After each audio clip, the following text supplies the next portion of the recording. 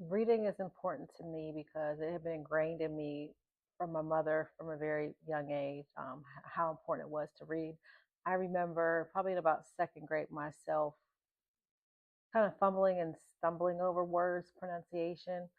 So I just remember having those early on experiences and how that kind of made me feel. And I'm a mother of two boys, African American boys, so I truly understand the impact of the inability to read for them and what that looks like for the future. So that's one of the reasons it's mainly important to me. Well, I'm not originally from Mecklenburg County. I'm from Pittsburgh, but I mean the stats are, I think, kind of true everywhere. Like you said, just not in Mecklenburg County. Of that, if you can't read by third grade, you see a decline kind of everywhere in your educational system, not just reading, but math, social studies, all the areas where you need to understand language to go forward. Um, I know that I've seen it in work, in my own community work, that, sitting down with a young child that's having time struggle, how that impacts their personality, impacts their confidence within themselves. So I could see how they may be less likely to succeed due to the fact that their inability to read is so low as an adult, because it really dampers their self-esteem. As a parent, if you struggle, understand those own struggles that you had within yourself and work through them with your child, because more than likely they're exhibiting those same type of struggles.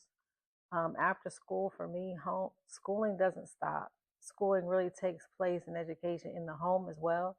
So, even if it is a little bit below their grade level or what you think they can read, just still read to them. Just read, just read.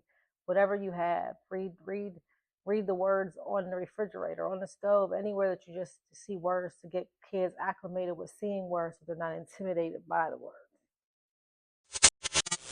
My biggest thing was my mother, like I said, taught me that I had to read to my kids when they were in utero, so in my stomach, and I did. And I started the reading there early on. My older son, he's 26 now. At third grade, I think he was reading at about a fifth or sixth grade level, and then by high school, middle school, he was already reading at a post high school level.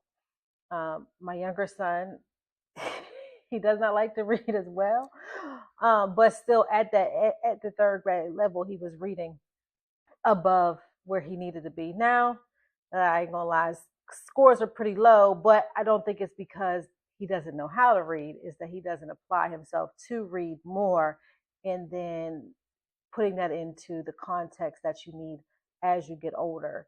Um, and I take full responsibility. That's where I have to do better at.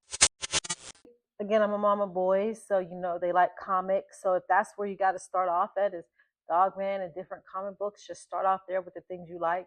One time I got a book from Scholastic. It was like would you rather questions, and I kept it in the car. So on long rides, we would just kind of go through them and laugh and have fun. You can have those some type of books instead of when you go out to eat, have those with you and just read a page. Um, Now, again, like I said, he doesn't like to read that much, but over the summer he has to read two books.